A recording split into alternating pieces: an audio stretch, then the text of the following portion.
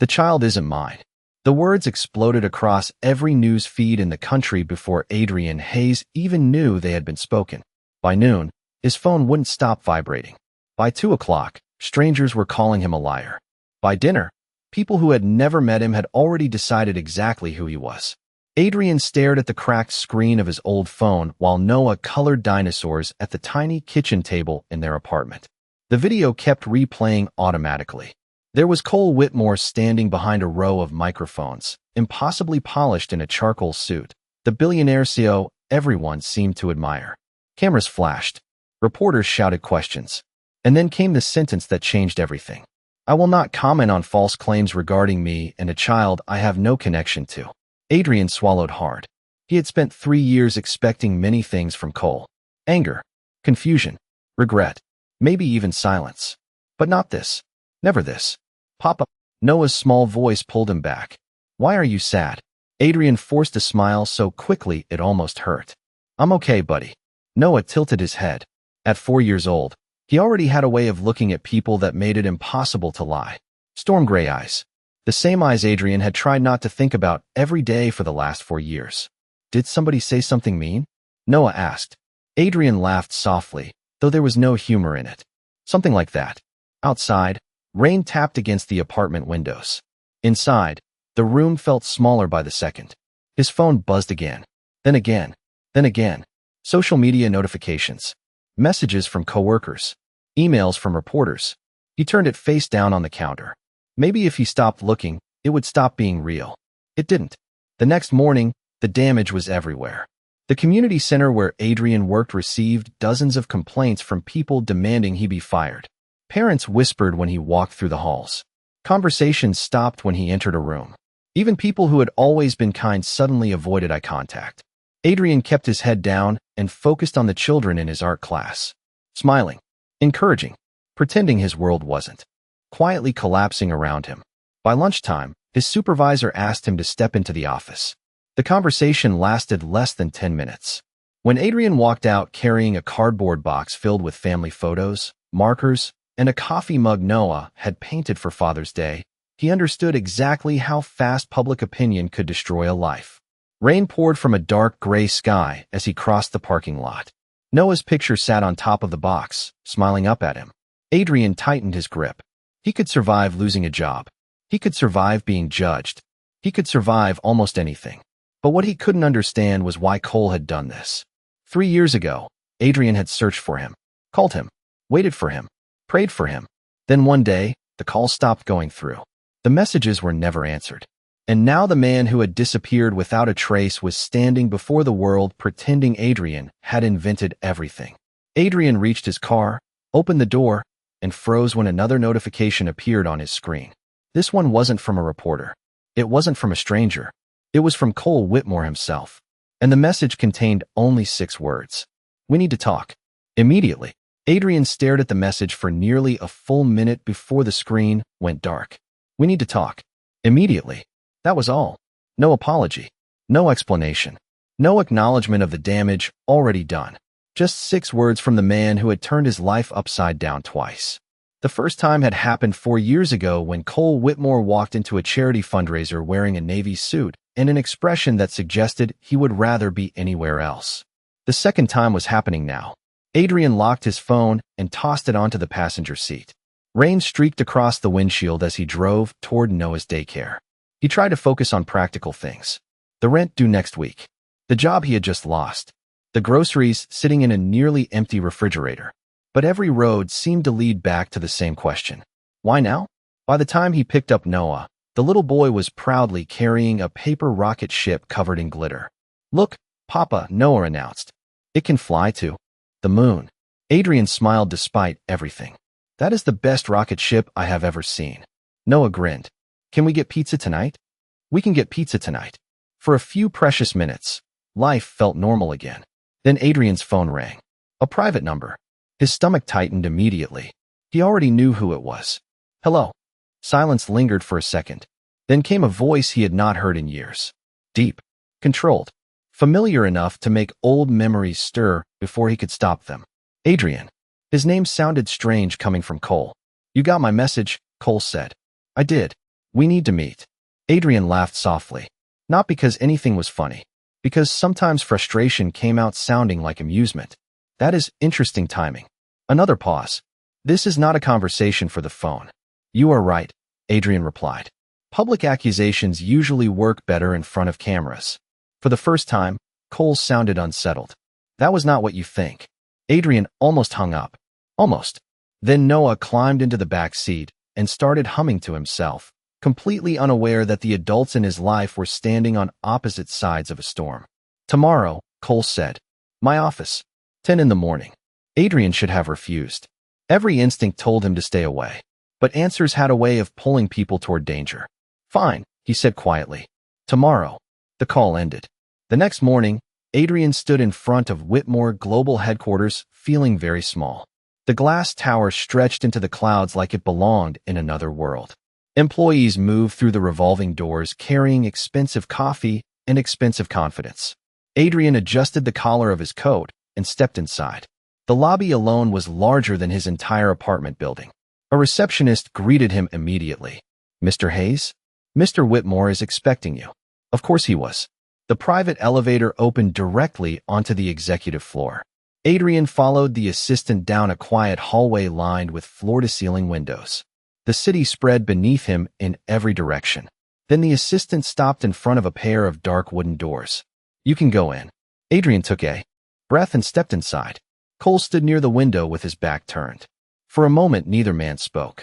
Years of unanswered questions filled the silence. Then Cole turned around. Adrian hated that time had somehow made him even more difficult to forget. The same gray eyes. The same calm presence. The same ability to make a room feel smaller. But there was something else now. Tension. Regret. Maybe even exhaustion. Cole studied him carefully. Thank you for coming. Adrian crossed his arms. You publicly destroyed my reputation. The least you could do is explain why. Before Cole could answer, the office door suddenly opened behind them. A sharply dressed man stepped inside carrying a tablet. He stopped the moment he saw Adrian. His smile disappeared, and whatever expression replaced it made Adrian instantly understand one thing. Someone else had been waiting for this meeting too. The man who entered the office looked like he belonged on the cover of a business magazine. Perfect suit, perfect posture, perfect smile. The kind of smile that never quite reached the eyes. His gaze moved from Cole to Adrian and immediately sharpened. I did not realize we had company, he said. Cole's jaw tightened almost imperceptibly. Damien, this meeting is private. Damien. The name landed somewhere in Adrian's memory. Then he remembered. Damien Sterling. The investor every gossip site had linked to Cole for months. Business partner. Family ally. Potential fiancé, depending on which article someone believed. Damien stepped farther into the office. Private meetings tend to become public problems around here. His attention settled on Adrian. Especially lately. The comment sounded polite. The meaning underneath it was not. Adrian folded his arms. Nice to meet you too. Damien gave a thin smile. Likewise. The silence that followed felt stretched tight. Then Cole did something unexpected. He walked around his desk and positioned himself between Adrian and Damien. It was a subtle movement. Barely noticeable. Yet Adrian saw it immediately. So did Damien. For the first time, irritation flickered across Damien's face. I will wait outside, Damien said. Do that, Cole replied. The door closed behind him. Adrian stared at Cole. Interesting choice. Cole exhaled slowly. Damien has opinions about things that do not concern him. Including me? Especially you. Adrian laughed without humor. Join the club. Cole looked away briefly before returning his attention to him. Adrian, there are things happening that you do not understand. Then explain them. For a moment it seemed like Cole might. Instead, he crossed the room and placed a folder on the desk between them. Adrian frowned. What is this? A proposal? Every warning bell in his head started ringing. That is never a good word. Cole almost smiled. Almost. Probably not. Adrian opened the folder. Inside were legal documents. Public relations reports. News articles. Social media analytics. Page after page showing the damage spreading across both of their lives. His stomach dropped. You are being targeted too? Cole nodded. Someone wants a scandal. Adrian looked up sharply. Someone. The media storm started before that press conference. Information was leaked. Stories were planted. Someone is pushing a narrative. Adrian remembered the strange timing. The anonymous messages. The reporters who somehow knew details they should not have known. A cold feeling settled in his chest. And your solution? Cole tapped the final page. Adrian looked down, then stared, then looked again. You cannot be serious. I am. Absolutely not. The document outlined a temporary public arrangement. Joint appearances. Public statements. A united front until the attack stopped. Adrian nearly laughed. You spent weeks letting the world think I was a liar. I know. And now you want us to pretend everything is fine? Cole's expression shifted. Not defensive. Regretful. Somehow that was worse. I want to protect you and Noah. The words hit harder than they should have. Adrian hated that they did. Before he could answer, his phone vibrated. Unknown number. A new message appeared. He opened it. The color drained from his face immediately. Stay away from Cole Whitmore if you want your son safe from what is coming next. Adrian's breath caught. Cole noticed instantly. What happened? Adrian handed him the phone. Cole read the message once. Then again. The temperature in the room seemed to change. Calm disappeared from his expression. Something colder replaced it. He pressed a button on his desk. Security, he said immediately. No one leaves this building until I say so. Then he looked at Adrian with an intensity that made every other concern disappear. You and Noah are not going home alone tonight. Adrian spent the entire drive home wondering whether he had made the biggest mistake of his life. A black SUV followed behind his car the entire way. Another waited outside his apartment building when he arrived. Noah thought it was exciting. Are they superheroes? He asked as one of Cole's security officers politely opened a door. Adrian nearly laughed. Not exactly. By the next morning, the arrangement was already making headlines. Not because either of them had announced it. Because somehow the media knew everything. Reporters crowded outside the apartment complex. Cameras flashed whenever Adrian stepped outside. Online speculation spread faster than wildfire. Some articles claimed he was manipulating Cole. Others claimed he was secretly engaged to him. By noon, a new story appeared suggesting Adrian had invented Noah's entire connection to Cole for financial gain. Adrian stared at the screen in disbelief. The comments underneath were worse. Hundreds of strangers debating his character, his parenting, his motives. People who had never met him deciding who he was. The humiliation settled heavily in his chest. Then his phone rang. It was his older sister, Rachel. Tell me none of this is true, she said without even saying hello. Adrian closed his eyes. Which part? Rachel sighed. The internet is tearing you apart. I noticed. And now you are spending time with him again. The him carried years of frustration. Adrian looked out the apartment window. A security vehicle remained parked outside. It is complicated. No, Rachel replied softly. It is painful. There is a difference. Before Adrian could answer, another call came through. Unknown number. He ignored it. Then another. Then another. 20 missed calls appeared within minutes. Whoever was behind the messages was becoming bolder. That afternoon, Cole asked Adrian to meet him at a charity event. Publicly. Adrian almost refused. Almost. But the security threat hanging over Noah changed everything. The ballroom glittered with crystal chandeliers and expensive smiles. Wealthy donors filled the room. Conversations quieted the moment Adrian entered. He felt every stare immediately. Every whisper. Every judgment. Damien Sterling was already there. Of course he was. Standing beside several members of the Whitmore family, like he belonged among them. The moment Damien noticed Adrian, his expression cooled. Interesting guest list tonight. Damien remarked loudly enough for nearby guests to hear. A few people laughed politely. Adrian pretended not to notice. Then a woman standing near Damien spoke up. Is this the man from the news? Another guest nodded. The one making claims about the child? Adrian felt heat rise into his face. The whispers spread instantly. Questions. Doubts. Suspicion. The room seemed to shrink around him. For one awful moment, he considered leaving. Then a familiar voice cut through the noise. That is enough. Silence followed. Cole had arrived. He crossed the ballroom without hesitation.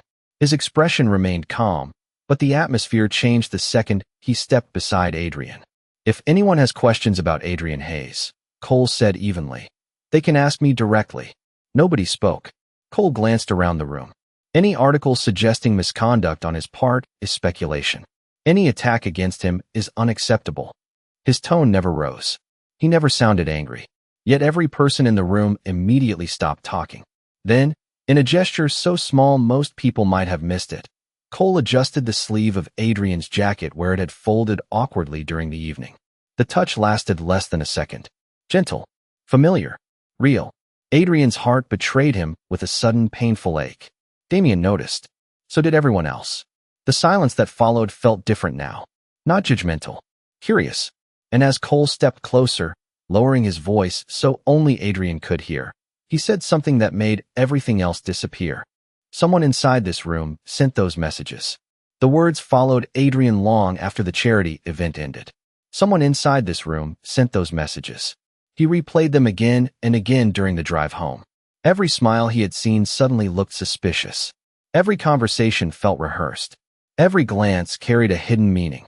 Noah had already fallen asleep in the back seat, clutching his stuffed dinosaur against his chest. Adrian glanced at him in the rearview mirror and felt the familiar wave of protectiveness tighten around his heart. Whatever game powerful people were playing, Noah could not become part of it. The next morning began with another surprise. A black envelope sat outside his apartment door. No stamp, no return address, just his name written across the front in elegant silver lettering.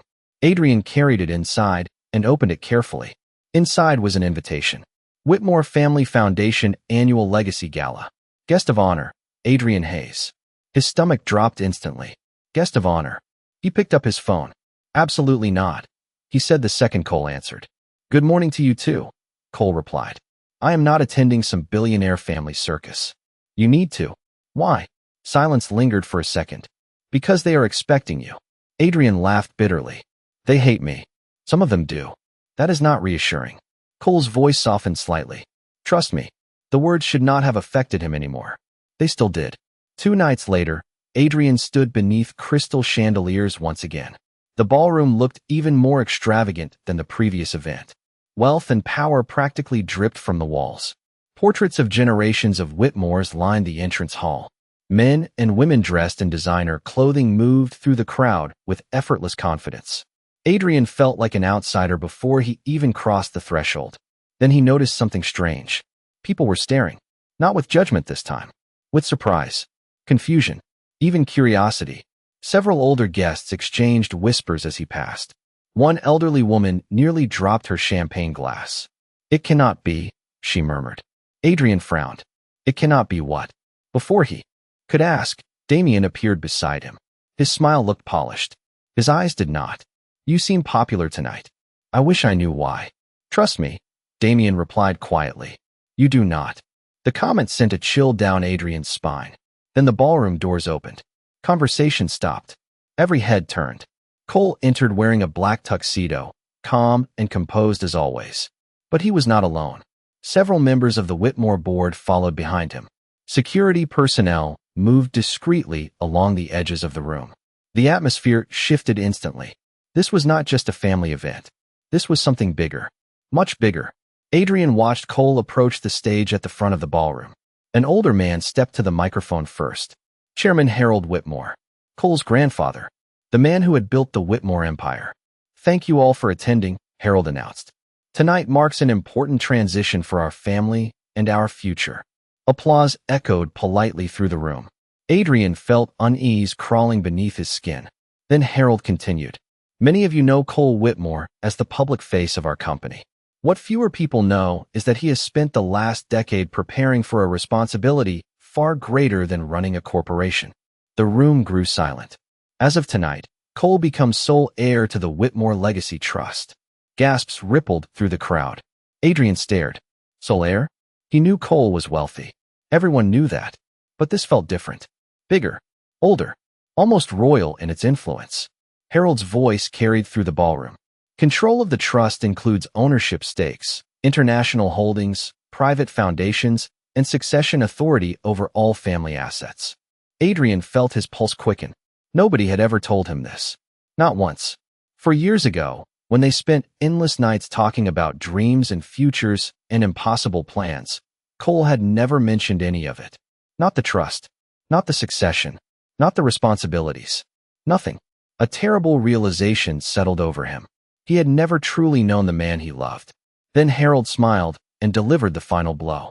And as required by the trust agreement, the heir's future spouse, and legal family will play a direct role in determining the next generation of succession. The ballroom erupted into whispers. Adrian felt the floor disappear beneath him. Suddenly everything made sense. The pressure, the media attacks, the interest in Noah, the questions about family. This was never just about a scandal. It was about inheritance, legacy, power. He turned toward Cole, hurt rising inside him faster than he could stop it. Cole met his gaze immediately. One look was enough. He knew exactly what Adrian was thinking. But before either of them could move, Damien stepped forward with a satisfied smile and said the words that shattered whatever trust remained. Now perhaps everyone understands why Adrian Hayes was brought back into the picture. The ballroom noise faded into a distant blur. Adrian could still hear voices, still see people moving around him, but none of it felt real anymore. Damien's words echoed louder than everything else. Brought back into the picture, as if he were a piece on a chessboard. As if the last 4 years of pain, struggle, and sleepless nights raising Noah alone had been nothing more than part of someone else's strategy. Adrian looked at Cole, searching for an explanation, a denial, anything. Instead, he found something unexpected. Regret. Raw and unmistakable. It only made him angrier. Without saying a word, Adrian turned and walked away. He ignored the whispers, ignored the curious stares, ignored the reporters gathering near the entrance. The cold night air hit his face the second he stepped outside. Rain had started falling again, soft and steady, turning the city lights into blurred streaks of gold. He barely made it halfway down the steps before a familiar voice called his name. Adrian. He kept walking. Footsteps followed. Adrian, stop. Why? Adrian spun around. Rain clung to his hair and jacket. So you can tell me what else you forgot to mention? Cole stopped several feet away. For once, he looked completely unsure of himself. I never lied to you. Adrian laughed bitterly. You just left out the part where your entire life was controlled by one of the most powerful families in the country. I was trying to protect you. From what? The answer did not come immediately. That frightened Adrian more than anything. Cole glanced toward the ballroom windows where dozens of powerful figures still watched from inside. From this, the single word carried years of exhaustion.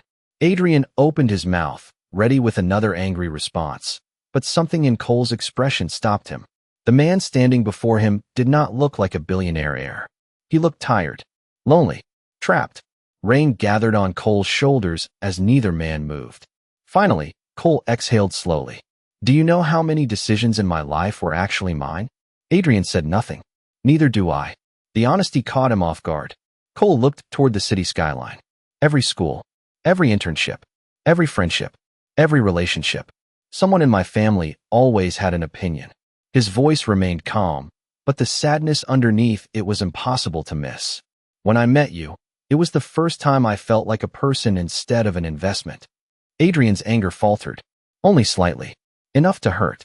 Then why did you disappear? The question came out softer than he intended. Cole closed his eyes briefly. Because I thought I was protecting you then too. Before Adrian could ask what that meant, thunder rolled across the sky. A sudden gust of wind sent rain sweeping across the entrance. Without thinking, Cole stepped closer and opened an umbrella he had been carrying. The movement was simple, automatic, protective. Adrian found himself standing beneath its shelter before he even realized it. For a moment, neither spoke. The city hummed around them. Rain tapped softly against the umbrella overhead. Then Cole reached into his coat pocket and removed something small. A silver ring. Old. Elegant. The Whitmore family crest was engraved along the side. Adrian recognized it instantly. For years ago, Cole had worn it every day. Then one morning it disappeared and never came back. Cole placed it in Adrian's hand. I took this off the day I lost you, he said quietly. Adrian stared at the ring. His heart twisted painfully. Why are you showing me this now? Cole's gaze met his. Steady, honest, vulnerable in a way Adrian had never seen before. Because you deserve the truth. Then his phone vibrated. Both men looked down. A new message had arrived. This one included a photograph. Adrian's blood ran cold the second he saw it. The picture showed Noah leaving school earlier that day, and beneath it were 5 words. We know where he is. The photograph changed everything. Within 24 hours it was everywhere. News websites, social media accounts, entertainment blogs. Someone had leaked not only the image of Noah leaving school, but dozens of carefully selected documents designed to tell a very specific story. Adrian woke up to hundreds of notifications. By the time he opened the first article, his hands were already shaking. The headline alone made his stomach drop. Secret agreement exposes Adrian Hayes' plan to secure Whitmore fortune. Adrian stared at the screen in disbelief. Attached beneath the article was a scanned contract. His name appeared on every page. So did Cole's. According to the document, Adrian had supposedly agreed years ago to enter a public relationship with Cole in exchange for future financial compensation. There were signatures, dates, clauses, even witness statements. It looked real, terrifyingly real, except Adrian had never seen it before in his life. The comments exploded instantly. Every accusation people had whispered was suddenly treated as fact. Gold digger, manipulator, opportunist, fraud. The words spread faster than any defense could. By noon, several major networks were discussing the story. By evening, reporters had gathered outside his apartment again. Adrian sat at his kitchen table while Noah colored quietly beside him. The little boy did not understand why his father looked so pale. He only knew something was wrong. "Papa," Noah asked softly, "did I do something bad?" Adrian's heart nearly broke. "No, buddy. Never." Noah nodded and returned to his crayons. Adrian looked away before his son could see the tears gathering in his eyes. Then his phone rang. "Cole." Adrian let it ring twice before answering. "Tell me it is fake." Cole's voice sounded colder than usual. More controlled. More dangerous. "It is fake." Adrian closed his eyes. Relief should have come. It did not. Then why does it look so real? Because someone spent years preparing it. The answer only made things worse. That evening another disaster arrived. The Whitmore board announced an emergency meeting. Major investors, family members, media representatives. Everyone wanted answers. Adrian knew exactly what that meant. A public trial disguised as a business discussion. The conference hall was packed. Cameras lined the walls. Reporters filled entire rows of seats. Damien stood near the front looking perfectly composed. Almost pleased. Adrian felt every stare the moment he entered. Conversation stopped. Judgment filled the silence. Then someone projected the contract onto a giant screen. Gasps echoed throughout the room. There it was. His name. His supposed signature. His supposed agreement to manipulate Cole for money and status. The evidence looked overwhelming. Damien stepped forward first. "The board deserves transparency." His voice carried easily through the room. "Investors deserve transparency. The public deserves transparency." Adrian wanted to scream. Instead, he stood frozen, watching strangers examine a version of his life that had never existed. Then Damien revealed something else. Text messages. Screenshots supposedly exchanged between Adrian and an anonymous contact years earlier. Messages discussing inheritance, family wealth, access to trust assets. Every sentence painted Adrian as calculating and dishonest. The room erupted into whispers. Adrian turned toward Cole instinctively, looking for something, anything, a denial, a defense, support. But Cole remained completely silent. 1 second passed, then another, then another. The silence felt endless. Adrian's chest tightened. Fear crept in slowly. What if Cole believed it? What if this was the moment everything finally collapsed? Around the room, people began drawing their own conclusions. The longer Cole stayed silent, the worse it became. Adrian felt utterly alone, abandoned in front of hundreds of people. Then Damien smiled. Small, victorious. "I believe the evidence speaks for itself." The room grew quiet again. Every eye shifted toward Cole Whitmore. Waiting, watching. And after what felt like an eternity, Cole finally stood up. His expression was unreadable. His voice calm. "You are right about one thing, Damien." The entire room froze. The evidence does speak for itself. Then Cole reached into his briefcase and placed a thick folder onto the table. "Which is exactly why I brought the original files." The room became so quiet that even the cameras seemed to stop moving. Damien's confident expression remained in place for exactly 2 seconds. Then Cole opened the folder. "The contract displayed tonight is a forgery," he said calmly. A ripple of disbelief moved through the audience. Cole did not raise his voice. He never needed to. 3 months ago, after the first anonymous threats appeared, I ordered an independent forensic investigation. Every email, every document, Every message connected to this situation was analyzed. He slid several reports across the table toward the board members. These are the results. Screens around the conference hall changed instantly. Charts appeared. Metadata reports. Digital timestamps. Authentication records. The forged contract that had looked so convincing moments ago suddenly fell apart under scrutiny. The signatures had been copied from unrelated legal documents. The dates had been altered. Entire sections had been created using information that did not exist when the supposed agreement was signed. Gasps echoed through the room. Damien's smile disappeared.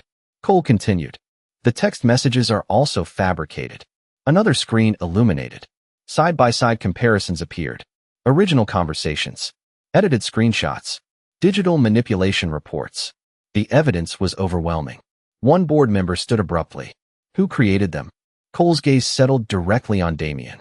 For the first time all evening, the room truly froze. The trail leads to a private consulting firm secretly retained by Damien Sterling. Shock rolled through the audience. Reporters immediately began typing. Cameras flashed. Damien laughed nervously. That proves nothing.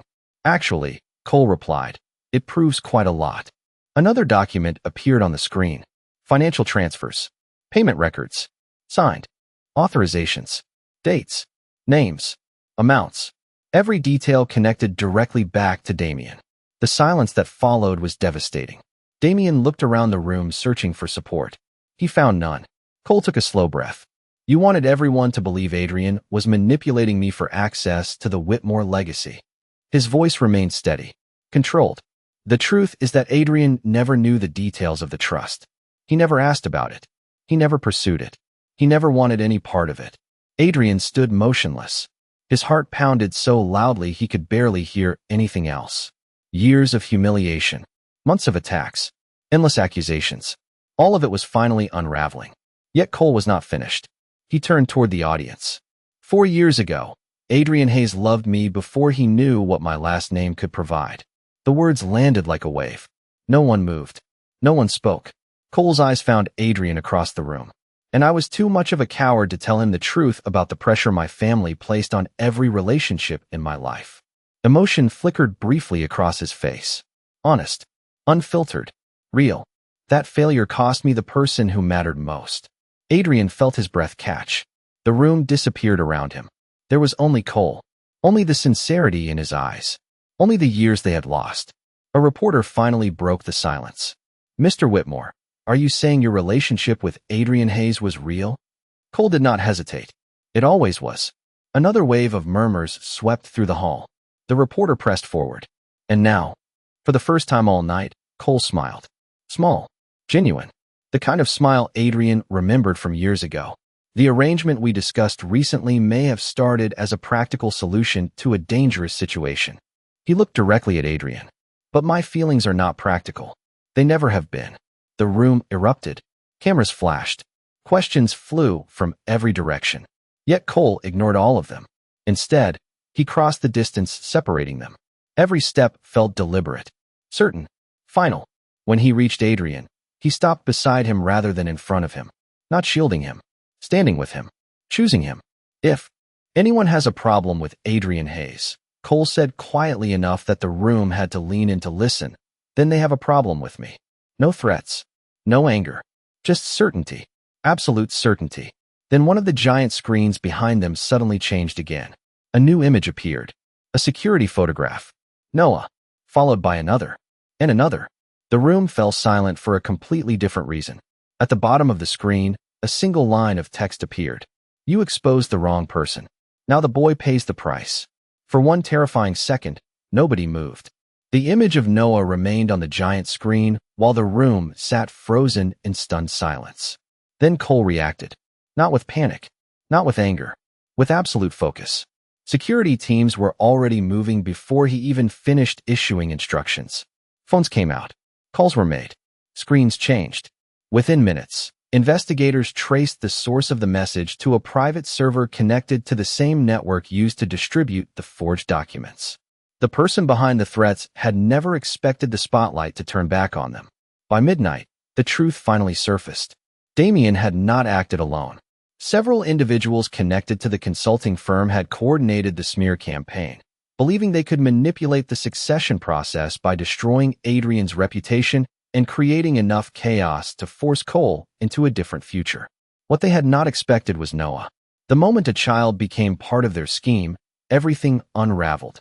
Evidence poured in from every direction. Witnesses cooperated. Records surfaced. The lies collapsed faster than they had been built. The next morning, Noah was safe at school, happily explaining dinosaurs to his classmates as if the world had never tilted beneath his feet. Adrian watched through the classroom window and felt the tension slowly leave his body for the first time in months. Beside him, Cole stood quietly. Neither spoke for a while. They simply watched Noah laugh. "He looks happy," Cole finally said. Adrian nodded. "He deserves that. He deserves more." Adrian glanced at him. "So do you." The words settled between them. Honest. Uncomplicated. Real. Later, that afternoon, they met in the same office where everything had begun. The city stretched beyond the glass walls, bright beneath a clear blue sky. The storm had passed. On the desk sat a folder. Adrian eyed it suspiciously. "Another contract?" Cole almost smiled. "Technically." Adrian groaned. "That is never encouraging." Cole slid the folder toward him. Adrian opened it carefully. Inside was a single page. No legal language. No obligations. No publicity clauses. Just 3 simple sentences. "I will tell you the truth. I will never disappear again. I would like a chance to earn your trust." Adrian read the page twice. Then a third time. When he finally looked up, Cole appeared more nervous than any billionaire heir had a right to be. "That is not a real contract," Adrian said softly. "I know. There is nothing legally binding here." "I know that too." Adrian laughed. The sound surprised both of them. "You spent all this time around lawyers, and this is the best you could do?" "It is the most honest thing I have signed in years." The room fell quiet again. Comfortable this time. Warm. Adrian thought about the years they had lost. The misunderstandings. The fear. The mistakes. None of it disappeared overnight. But for the first time, the future felt larger than the past. Slowly, he picked up a pen. Beneath Cole's signature, he wrote a single sentence of his own. Then he slid the paper back across the desk. Cole looked down and read it. Then his expression softened completely. The sentence was simple. "Then let us start with the truth." That evening, the 3 of them left the building together. No cameras. No reporters. No headlines. Just a father carrying a sleepy little boy and a man walking beside them. Noah reached one hand toward Adrian and the other toward Cole. Without hesitation, both men took it. The city lights glowed around them as they stepped into the future together, and for the first time in a very long time, home was not a place either of them had to search for anymore.